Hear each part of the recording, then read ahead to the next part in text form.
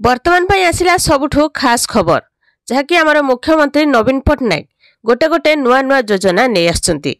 निकटरे ओडिशा सरकार स्वयं योजना आरंभ करथिले। एही योजनार 18 रु 35 वर्ष बयसर आशाकर्मी व्यवसाय मालिकों को सुधमुक्त बैंक ऋण प्रदान करने सहित एहार संप्राषण सहित लक्ष्य रखा जाइछि।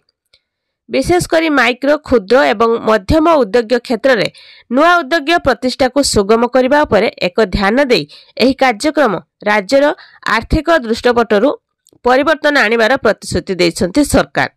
एही स्वयं योजना 2024 युवक उद्योगी को 1 लाख टंका पर्यंत सुधमुक्त बैंक ऋण माध्यम आर्थिक सहायता प्रदान करने तेरे पाखापाखि 428 कोटी टंका बजेट आवंटन सहित ओडिशा सरकार सारा राज्य में छोट व्यवसाय अभिवृद्धि तथा विकास को समर्थन करने को प्रतिश्रुतिबद्ध।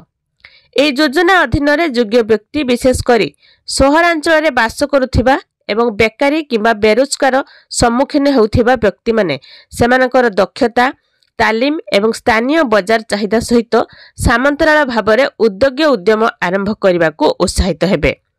ए योजनार लाभ कौन ना सुधमुक्त ऋण योग्य आवेदनकारी माने 1 लाख टंका पर्यंत सुधमुक्त ऋण नहीं पारिबे जहाँ माइक्रो एंटरप्राइजेस एवं स्वयं उद्योग प्रतिष्ठा किंबा विस्तार करिबार सहज हेबो। राशन कार्ड धारी माने एही कार्यक्रम अधीन 1000 टंका पर्यंत आर्थिक सहायता पाइबा को हकदार। अंशग्रहण को अधिक उत्साहित करिबा एवं अंतर्भुक्त सुनिश्चित करिबा। एही योजना 18 रु 35 वर्षर बयसर सहरांचल युवक मानकु टार्गेट करे जो माने आत्मनिर्भरशील उद्योगी हेबाकु इच्छा करंती।